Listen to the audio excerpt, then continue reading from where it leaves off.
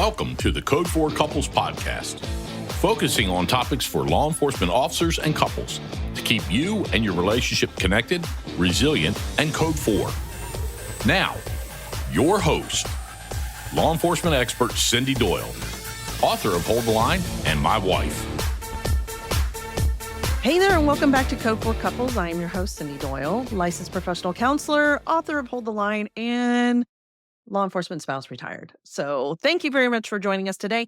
Today, I have a very special guest. I'm very honored, really honored to have on Randy Sutton, who I was just talking to him prior to starting this. And I thought, man, we could probably talk for hours because there's so much about his career and I'm going to say the legacy he is leaving behind in our world as far as the Blue family and what he is doing.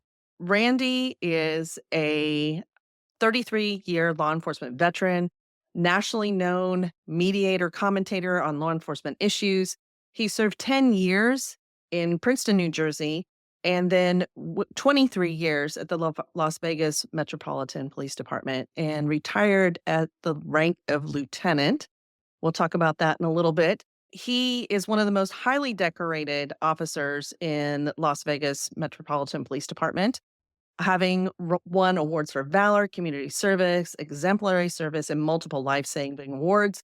He's the host of Blue Lives Radio, the voice of American law enforcement on American Out Loud Network. He has been on Fox and Friends. He has spoken at the RNC in front of President Trump, which I watched and got teary-eyed with that crowd shouting back the blue. And he is also a part of the Wounded Blue. And we are going to talk about all of that today as much as we can. Stick with us. You will want to hear all of this. It's going to be compelling. Randy, thank you so incredibly much for joining me today and being able to have some conversation about your life. It is my pleasure. Good to be here. Is there anything in the bio that I left out that I needed to include? Well, you got to make one change. My podcast, Yes. My new podcast is called A Cop's Life, and it's on Apple, Spotify. That's my new podcast. It's been out for a few months, getting a lot of attention. And so I urge people to go on to A Cop's Life. It's actually named after one of my books, one of my best-selling books. Yeah. So we'll make sure to link everything down below, including his books. Randy, tell us a little bit. Now, you were in Las Vegas and career served for a very long time. When you think of how policing has changed over your years of service, what have you noticed in regard to how police are now supported or not supported, the challenges that they face that are different now compared to when you started years ago? So I have the benefit of having had an incredible career, and it began a long time ago.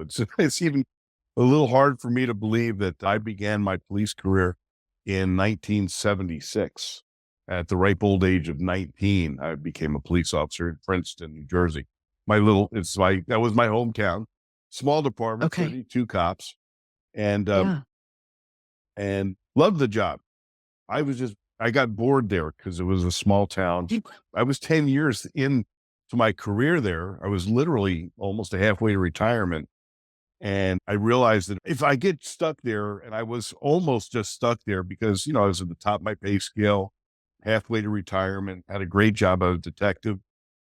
Mm-hmm. In fact, the guy who became chief of police there, one of my closest friends, when I told him I was leaving and going to Vegas, he begged me to stay. He said, "Randy, if you stay, you will be the police chief after me."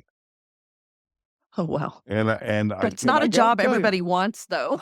Right. Well, yes, exactly. My career goals stopped at the rank of a lieutenant, because anything after lieutenant, you're an administrator, and that wasn't my style anyway. So, but I got bored and I did some research. I joined the Las Vegas Metropolitan Police Department, where I was not bored at any time during my career. I was in my first shooting in Vegas when I was still on probation. That's how crazy. Oh, wow. Very Vegas different, is. right? Yeah. So be careful what you wish for, because you're not in Kansas anymore, Toto, right? Right. But I never look back on that decision because it afforded me opportunities that never would have come my way had I stayed in my little cocoon in Mm. Princeton. But there's a lot of darkness along the way too. You don't go through a police career anywhere without Yeah. facing the darkness sometimes. And every cop I know has been through troubled times, because of what they see and what they do. Now, you asked me specifically about the difference between now and during my years as a police officer. So having observed and been a part of the law enforcement community for all these years, I really kind of feel sorry for the new cops for a Mm. couple different reasons. First of all, they'll never have the fun that we had Yeah, I understand because you that. can't with a camera on your shoulder. Okay. Right. It's just too sanitized now, if you will. But they face many different challenges than we did. And that is that in the last 10 years or so, mostly since George Floyd, that Mhm. debacle, but actually before that, when the Michael Brown thing happened in Ferguson, law enforcement changed forever. The leadership of this nation really let the people down by, Mm. purposefully putting out to the world that the cops are the problem. And Mhm. so they began, we have to protect the people from the police. Got to have body Right. cameras, which turned out to be just the opposite, that it was actually protecting the police from the people and Yes. all the lies and things that have been told about the police, the brutality, et cetera. So really, the privacy of our officers has been devastated because there's not one other job in the world that you have to have a camera on every day. It's ridiculous. Now, Yes. I understand the reason for it, and in a lot of ways, it's saved a lot of cops' careers. But it's a pain in the ass, no matter how you cut it, right? And there are agencies that misuse these body cams by going through the tapes and proactively trying to burn guys down because of bullshit policy violations. So in some ways, I'm a fan. In other ways, I'm really not. But I think the biggest challenges that face our law enforcement is the lack of respect and lack of fear that the community has towards the cops. Yeah, I wrote an article not too long ago. Well, actually, it's been a while ago, called "Bring Back the Fear."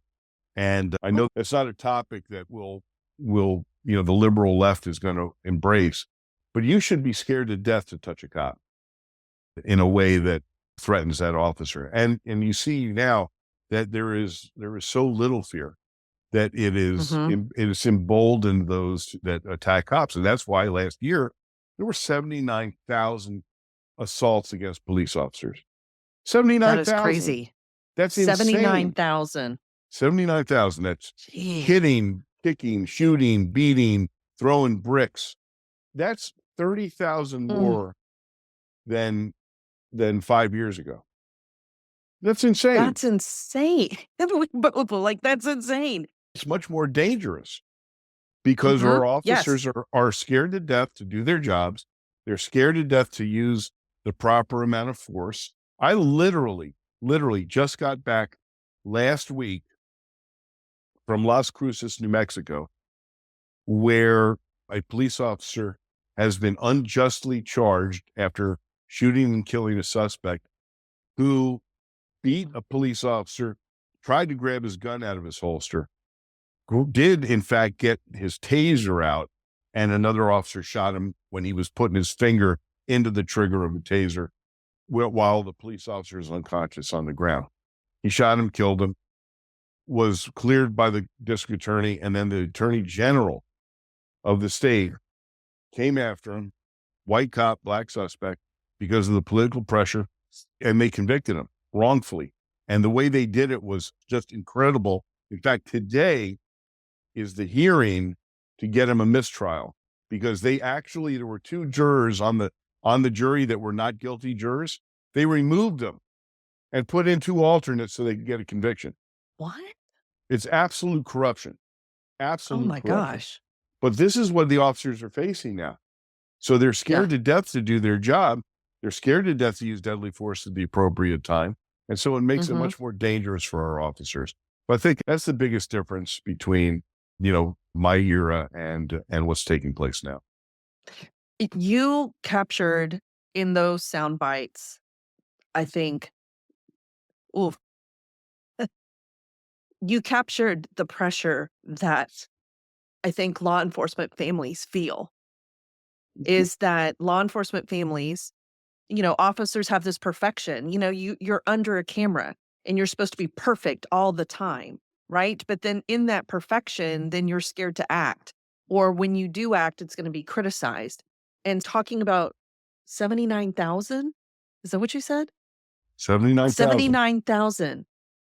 As far as the culture and as far as the family, right, goes too, it's like you're going out, you're doing your job as far as an officer, and then family knows what's there, right? It's the pressure of perfection, but then the idea that you're not going to be able to do what you need to do or have a department or a justice system that's going to have your back to do what you need to do as far as your job. And my husband and I would have conversations about what was more important, his job or coming home alive at times, where Right. I was like, you know what? I don't give two shits if you take somebody out. If it's a good shoot and you lose your job, I don't care. Like, I will be here. I don't care what people are going to say. I will go through whatever I need to go through with you.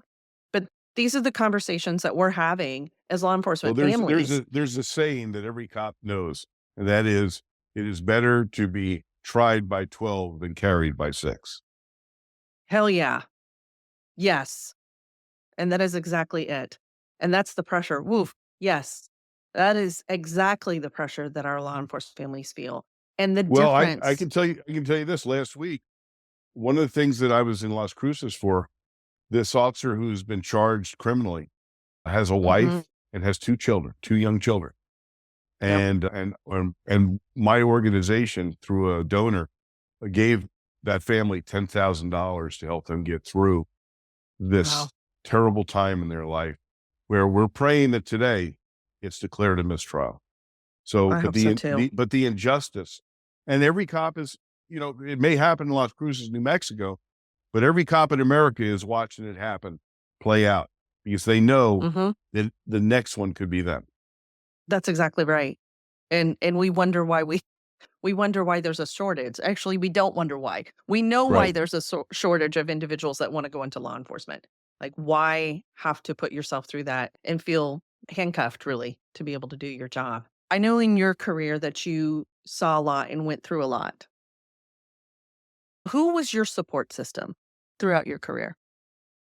I've been very fortunate that I've had a pretty good support system. I was very close to my parents. Mm. So they were part of it. And I've had tremendous friendships. Now, I've never been married. I don't have any children. So I didn't have that. In fact, I can remember that I isolated myself a lot Mm. from relationships. Mm. I was in a deep relationship with a woman who I was going through some pretty dark times, and I didn't share anything with her Mm. at all. So Yeah. I remember coming home one day, and there was a message for me, and that was, even when we're together, you're alone. And that was the end of that relationship. So there Wow. was a lot of learning along the way about sharing and talking. And I found writing to be a huge influence in ways for me to expel some of that darkness. I basically transferred it to pages instead of it eating me Some from within. some good narrative therapy is what we would Yeah. as far as a clinician, right? It's like good narrative therapy. When did your books start to come out? Were you still on the job when Oh you yeah. Oh yeah. Yeah. started Yeah. releasing the books? Okay. Tell So us about the books. What was the first one? I never intended to become a writer, but That's always how it happens, trust me. but I never did either. but I had some life experiences that changed my life, and one of them was saving the life of a 1-month-old baby who had been shot in the face in a drive-by shooting. And the experience was, I was on patrol as a sergeant, came upon a vehicle on the side of the road, people running around screaming, and had no idea what was going on, radioed for a backup, got out, and there's bullet holes all over the car. 3 gangbangers had pulled up alongside a vehicle with a mom and dad and a 1-month-old baby in it, in a gang initiation, and just opened fire on the car for no reason. And suddenly somebody screamed, "Oh my God, the baby's been shot." And there in this little infant seat is a 1-month-old who'd been hit in the face. And, I radioed for, ambulance. But when I checked the baby, she wasn't breathing. And I knew that if I waited for that ambulance, that baby was going to die.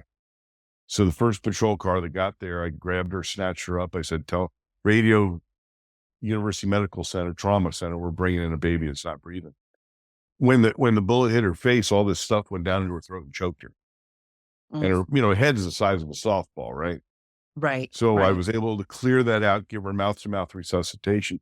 And because I was literally there within minutes of this happening, I brought her back with no brain damage. Wow. And that night was such a powerful, powerful night that after I got off working, I went home, me and a bottle of scotch, and I just got the yellow pad out and wrote the story called Her Name Was Jackie. And I didn't have anything to do with it. I just felt like I needed to write it. So I wrote the story in the yellow pad, stuck it in a drawer, and there it sat for 3 years. Okay. And then the World Trade Center was attacked. And 72 cops lost their lives. Deadliest day in law enforcement history. And I was very frustrated that I couldn't play a role in helping. And then I thought about it and I said, wait a minute. I got that story sitting in that drawer. And every cop I know has that story. And I'm going to ask those officers to write that story. I'm going to put it in a book, and I'm going to give all the royalties to the widows and orphans of those cops who were killed. And that book became True Blue. True Blue. Police Stories by Those Who Have Lived Them. And that book was very successful. And now back in those days, if you didn't have an agent, because remember, Amazon didn't exist. Right. You had to get a publisher. There was no self-publishing back in those days. And so, very weird set of circumstances. A very well-known author read my story because I wound up winning first place for nonfiction in a major writers contest. And he was a cop in New York City. And he said, "What are you doing?" And I said, "Well, I'm working on this book called True Blue." And I told him about it. He says, "Who's your agent?" I said, "Man, I have one of them." He says, "Tell you what, when you're done with it, let me take a look at it. Maybe I can give you some advice." Well, it turns out that he was best friends with the editor-in-chief at St. Martin's Press, one of the biggest publishing houses in the country. And he actually walked the manuscript in and said, "You need to read this." And that's how my first book was published. And what the editor-in-chief at St. Martin said, "Randy, I really like the way you write. I would like you to write your own book of your own stories." And that was called A Cop's Life. And it's available today. It's probably my best book. And it's very powerful. It's got a lot of darkness in it because at the time I was writing it, my father was dying. And so a lot of that emotion trickled into the book because it brought back all these memories of really traumatic stuff. I learned something that carries through to this day. And that is, I've received messages from hundreds of police officers from around the country. "Randy, thank you for writing this book because I thought I was alone in my feelings." And that really opened my eyes. That really opened my eyes. And I realized early on that we just isolate ourselves. We think that it's just us. We think that we're the only ones that have experienced this. So that's why the Wounded Blue, what I do now is all part of the evolution, if you will, of everything I've experienced.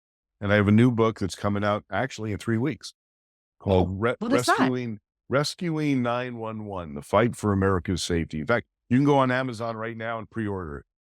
I saw that. I just didn't know Yeah. it was new, but I saw that when Yeah. I was checking out all your stuff. Yep. Yeah. In fact, it'll Okay. actually be out in about 3 weeks. Okay. So by the time this podcast is out, you can get his book, and I will link all of them in the show notes below where you can access those. The thing is that you may or may not have heard Randy speak, and I can guarantee you that everything he writes is with a passion. As you're listening to him now, you hear his passion. Does True Blue still benefit 911 charities? It's not in print anymore. Oh, it's not in print anymore. Okay. Yeah. But I know A Cop's Life is. A Cop's Life is, well, they print on demand now. So Oh, well, yeah. but that means it's available. Yeah. Oh yeah, it's available. Yeah. People are buying it now. You still get today people saying, "Oh my gosh, thank you for writing this because I thought I was alone." Yeah. And even back then, I know throughout your career, the conversation around struggle, mental health, and those challenges, even relationship challenges, like you mentioned, are conversations that we're talking about now. And I still think that we are trying to turn the cruise ship around, that regardless of how we are talking about how people struggle, there's still people that are feeling like it's just them because maybe people around them are not talking about it. Maybe it's somebody they're not connected with personally or don't feel like they can connect with. And it's like, oh, well, they're different that they struggled or my struggle is different. I know that that's a big part of what the Wounded Blue addresses. So Yeah. the Wounded Blue is a national charity that I created. We're actually in our 6th year now, which time is going by so quickly in every way. And it's really hard for me to believe that. In fact, I just did an announcement today that the Wounded Blue is going to be holding our 5th annual National Law Enforcement Survival Summit in September. And this is something that we created that is literally life-changing, life-saving. It's a summit. It's a conference, a 3.5-day conference that we hold on every aspect of surviving a law enforcement career, physically, emotionally, psychologically. Relationships are big, financially, you name it. I literally had cops stand up at this conference and say, if it weren't for this conference, I was going to kill myself. That's how dramatic it is. Wow. And the Wounded Blue is a national charity that has touched the lives of more than 15,000 police officers in the last 5 years. 15,000. 15,000. Wow. I have a team of officers, dedicated people. Every one of these men and women have been shot, stabbed, beaten, run over, screwed over, faced deep psychological issues that come out on the other side, and they continue to give back. I have officers who are in wheelchairs, officers who've been blinded, officers who've been, beaten, and yet they continue to serve in really, really dramatic ways by providing peer support for other officers who have been injured either physically or emotionally and psychologically. We get people into treatment all the time. We've really done some amazing stuff. So when it comes down to, when I look at my legacy, the Wounded Blue is the most important thing that I've ever done. And we continue to grow this organization. And by the way, I take no pay for this. I live on my pension. I do not take money from my organization. All that money goes back into operations. So anybody that is facing the darkness, our motto is never forgotten, never alone. And see, what happened was what ended my police career is I had a stroke in my police car, and my own department turned its back on me. Whoa, wait, what? Yeah, had a stroke in my police car, 2:30 in the morning on Las Vegas Boulevard. The scariest thing that's ever happened to me. I lost the ability to speak, move. I was laying there on the pavement, unable to move or speak or communicate while tourists are walking by taking my picture, and laying there, oh my goodness, helpless. Yeah. And then my own department just said, we're not paying your medical bills and we're not giving you your benefits. And it was devastating. What do you mean? You have to. It's the law. Yeah, well, make Right. us. And I had to get a lawyer. I had to go to court to fight them. No, and they knew that I was going to win. But I also knew it would take well over a year. And here's the devastating truth. They were hoping I would die in the meantime. And that way they wouldn't have to pay. That's a bitter pill to swallow as a cop. You know, here I was, Yeah. I served 24 years. And I went to go see the sheriff, my boss, who I served with for 24 years. And I said, how do you treat me like this? He said, Randy, this isn't personal, just business. It's not personal. Just It's business. not personal. And he was right. He was right. Jeez. It wasn't personal. It was just business. They were they were playing. I was no longer of use to the department. I'm now a liability because I'm a financial liability. Well, what happened was from being, the most featured officer on the TV show Cops, from being in the movies, writing books, being a police trainer, cops started reaching out to me.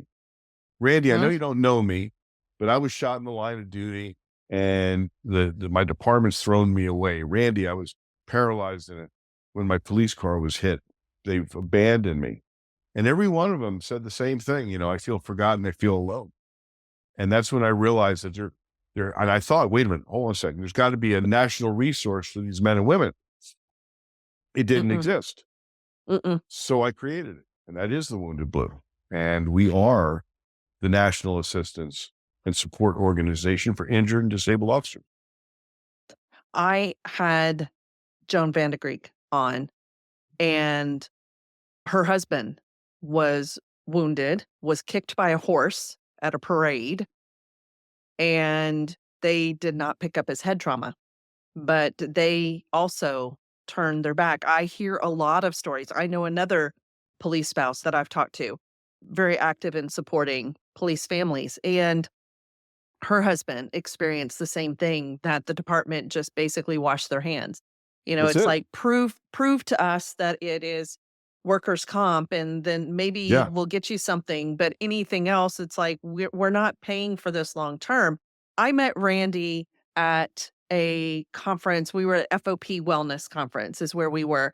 And when I went by Wounded Blue and I was hearing about the organization, I immediately connected to these stories that I hear from the spouse side or the family side about not feeling like they have somebody they can turn to. And so that's why I was so passionate. I want to share this mission because I know that other people don't know about this.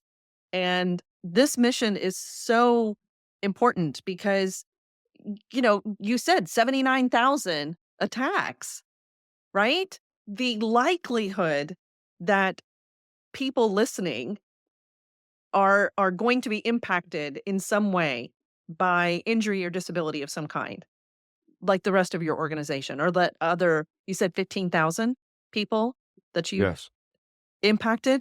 Like there's the likelihood is 100% that at least, a few people listening are going to be impacted. But even if you're not impacted, sharing this information and sharing the mission of Wounded Blue, or even donating to the mission of Wounded Blue, or contributing in some way, is going to impact our community. This is filling such a hole for our community. So it's amazing that the changes that have taken place in the last since I started this organization. There's much more support now for officers in a lot of different ways. But still, when it comes down to injuries, I can't even tell you the amount of messages I got. I feel forgotten. I feel alone. But the worst was, I wish I hadn't survived. Yeah. That's the worst. That's the worst phrase that I can ever hear. I wish I died that night because I wouldn't be a burden to my family. Yeah. We're doing amazing work, and it's a challenge in many, many ways. Because first of all, you got to have the resources. That means you got to have money. I hate asking people for money. I hate it. I don't have any choice though. We have to do it. And the other part is, it's actually hard for people to grasp. What do you mean you can get shot in the line of duty and be thrown away by your department? So what are you talking about? it's literally a concept that people can't get their head around because it's so abusive. Unfathomable. Yeah. Yeah. Abusive. Is that what you said? Yes. Yeah. Yeah. Yeah. That literally you can just be tossed aside like an old shoe. So that's part of the challenge of raising money is people think, what do you get if you get hurt in the line of duty, you're going to be taken care of. Your family's going to be taken care of. And if you're in New York City, that's probably true. But if you're in a lot of different places, that's not true. Yeah, absolutely. I know that some of the mission is destigmatizing mental health as well. And you have doing that through leadership, education, advocacy, and dedication. That's the lead. I loved that. I'm a sucker for an acronym, by the way. So leadership, education, advocacy, and dedication. You mentioned the conference. Let's talk about if somebody's personally connecting to like, wow, I could maybe benefit from these services. What's the process? What do they need to do to connect with you? Easy, really, really Okay. easy. First of all, our website, you can get all the information there.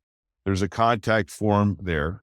We also have a 24-hour phone, 833 TWB Talk. TWB Talk. And it's answered by 24/7 by one of my peer team members. So there's always somebody on the other end that can provide peer support. Very often we cooperate and work together with tons of different organizations because nobody can do this mission by themselves. It's absolutely impossible.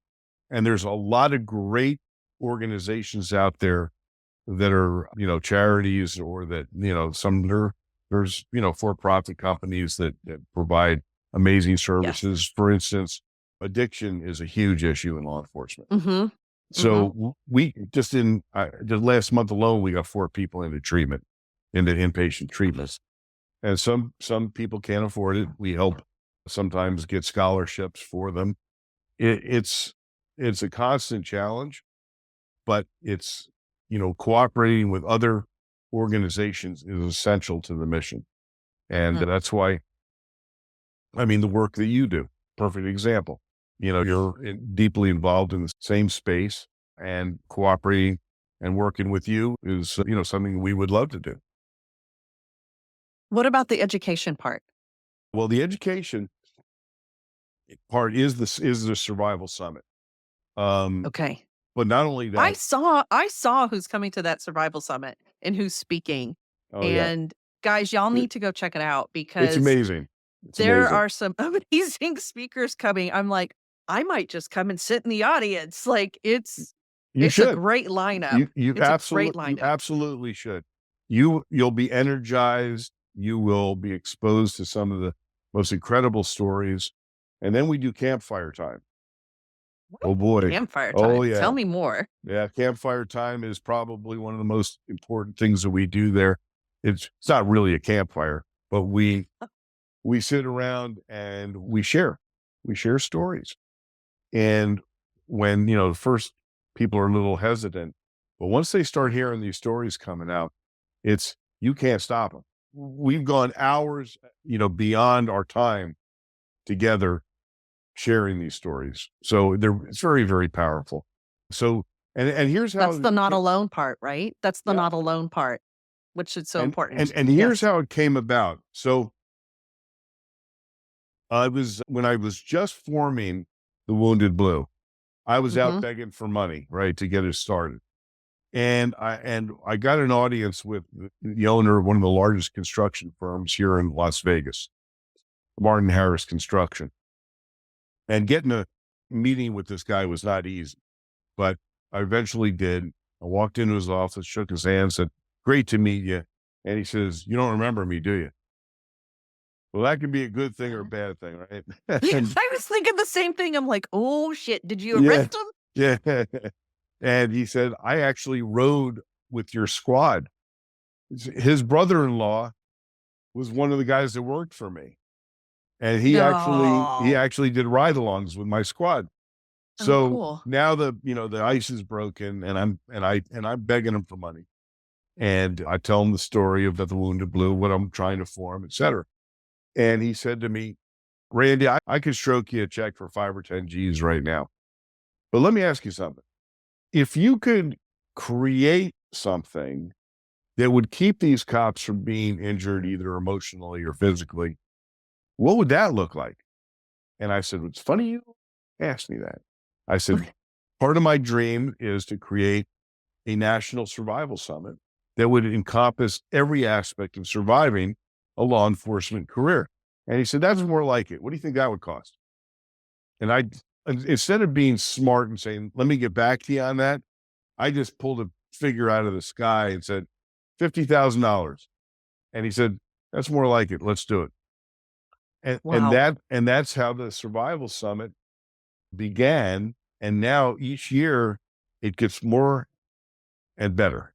And so Yeah. that's our signature program. In fact, on the drawing board is us doing expanded summits around the country. Wow. So Okay. as we develop and as we grow, we're going to be doing smaller summits around the nation, and then one big one, in Las Vegas once a year. I mean, like I said, looking at the lineup as a law enforcement couple, this to me would be a great little vacation Exactly. Right. because you can go and get educated and get inspired. Yeah. And we The give spouses discounts, right? Oh, well, there you go. So if we encourage people to bring their spouses, it's $150 for a spouse, right? Yeah. We charge we charge almost nothing for this, but it's vitally important to our mission. And just so you know, some of those you people listening, not Randy, some of those speakers are people that have been on the podcast. So, John Kelly, who is amazing, Nick from Financial Cop, he's on Yep. there too. Like, these are people that maybe you've heard on the podcast or other places, and you can actually go and experience them and meet them. I just saw that and I'm like, that's going to be amazing. So, Yeah. and I It will love be. that. I love that you called it the survival conference too. Just that idea of thrive at the end of your career. And that's what this is all about, is it's like the goal is to thrive at the end, that you don't end your career all worn out, Yeah. that you're able to thrive. One of the courses that we've added this year is about the transition from the job into the rest of your life. Oh, yes, so important. Yes, so important and so needed. And I wish more officers and families would plan and think about that from the beginning of their career. Well, how are we using this as a tool, and what do you want to do, and where you want to go? Where do you want to be, as opposed to just like, oh, I'm going to hit that 20. And after that, life's going to be great. I'm like, no, it doesn't work that way. Yes. Yeah. If somebody wanted to get involved, or if somebody wanted to donate, what's the best way to get involved? What's the best way to donate or help support the cause of the Wounded Blue? If you want to donate, just go to thewoundedblue.org and there's a big old button that says donate. We have Well, a that's couple easy. different ways. That's really easy. If you're a business owner and you want to become a sponsor, we've got our Wounded Blue 100 Club, which is we're 100 people that donate $2,500 or $5,000, and that actually pays all of the infrastructure, the costs of the organization. So we're trying to build the 100 Club right now. We just That's awesome. put that out there. So $2,500 for the year, that would help us immensely. And if you want to be a corporate sponsor, contact me directly, randy@thewoundedblue.org. That's randy@thewoundedblue.org. And let's have a conversation. And, one of the people are always looking for like 501c3s, nonprofits to help. And this is a great way if you need a tax write-off, if you have people that Right. that in your community that are looking for tax write-offs, this is a great way to do it. I often have people ask me, what organization should I donate to? Take a look at the website, thewoundedblue.org.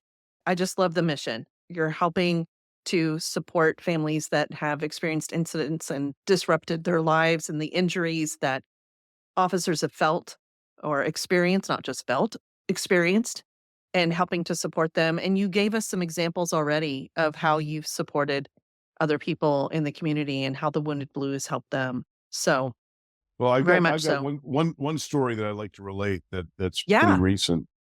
So one of the things we do is Christmas time. We have Wounded Blue Christmas. That means we help officers' families who have been injured, because there's a huge financial stress that goes along with being injured. You know, a lot of cops live on their overtime, right? And once you get hurt, you can't work any overtime. You're on workers' comp. And so financial issues can devastate a family. So we help officers' families who've been injured have Christmas for their kids. We'll give them $1,000, $2,000, whatever we can do to, alleviate that stress. So there's a police officer who was severely injured about 6 months ago in Ferguson. There was a protest, the 10th anniversary of Michael Brown's death. Oh, now this makes sense. Yes. And it was a big protest. So one of the officers from Ferguson PD, name's TJ Brown, he was just monitoring, they're basically letting the people protest and scream and yell. He gets attacked. And this guy, for absolutely no reason, just attacks him. He hits his head on the pavement. Severe traumatic brain injury. He's in a coma for 4 months. Oh my gosh. He's got 2 young children. And he had just actually awoken from the coma, and they were moving him to a rehab facility in Atlanta, Georgia. So I've been monitoring this case since it happened. So I wanted to make Christmas happen for their family. So I contacted Ferguson PD, and they put me in contact with some of the family. And I said, okay, I'm going to, write a check for the family. So I have a very special donor, and he is literally my angel donor. And I told him what was going on. I said, I'm going to run down there and I'm going to give him a check for $1,000. And he said, no, you're not. What do you mean? He says, you're going to give him a check for $5,000. Wow. And he sends me the check. He sends me the money for $5,000. So I'm going to give this family a check for $5,000 for Christmas. And we're going to do it at the police station. It's going to be a nice little thing here. And I am in Ferguson, and I'm on my way to the police department, and my donor calls me, and he says, and I fill him in. I said, I'm actually headed to the police station now. And he says, Randy, I've been thinking, $5,000 will not change that family's life. He says, but $5,000 a month for the next year will. And so I announced right there in that police headquarters that the Wounded Blue is giving that family $5,000 a month for the entire year. And I can't tell you what that meant to that family. I'm in contact with them regularly, and he is showing much improvement. He's not verbal yet, but he's aware, he's awake, he can communicate. So we're very hopeful that he's going to, be able to, live a full life. Yeah. But we're going to continue to support him. And here's something else we do. And this is, for any of your listeners, we have created the Order of the Blue Heart Award. It's basically the Purple Heart for the police. Okay. And people can nominate. Usually, believe it or not, there's so many police agencies that once a cop gets severely injured, disabled, they don't even acknowledge their injury. They kick them out the door, and that's the end of it. Well, that's devastating psychologically and emotionally, that they don't even acknowledge their injury. I can't tell you how many people. So we created this award to acknowledge and honor those men and women for that sacrifice. So I'm going to be awarding Travis the Order of the Blue Heart Award very, very soon. I'll be traveling to Atlanta with his family to give him this Wow. award. So Oh my we've gosh. got we do this for cops around the country. If any of your listeners know Mhm. someone that would benefit, go to our woundedblue.org and look at our website, and you'll see a nomination form for that. Okay. That sounds great. Y'all are hearing Randy, right? You hear his heart, and there's so much passion here. I am going to put all the links below. So hit up the Law Enforcement Summit, nominate someone for the award, donate to the Wounded Blue, share what they do, and share it with everybody, because this organization is helping so many of our law enforcement family, whether they're blue or brown or green or whatever color you are, because of where you're serving, right? But this organization is invaluable, and everybody needs to be aware of it. And we need to support each other, and the mission of this organization is just amazing. Randy, your heart and your legacy that you're leaving behind is just amazing. You are truly leaving a legacy behind and truly impacting our community. You've shared so much. Is there anything that you would like the community to know? I think I've covered pretty much the gamut. I would say one thing to those who are still serving, Mhm. and that is never lose sight of how important you are. Never lose sight, and always have pride in what you do. And you have a right to be proud of who you are, because you are literally leaving a legacy every time that you touch the life of another human being. And every time you interact with someone, you're touching them. Be proud of what you do.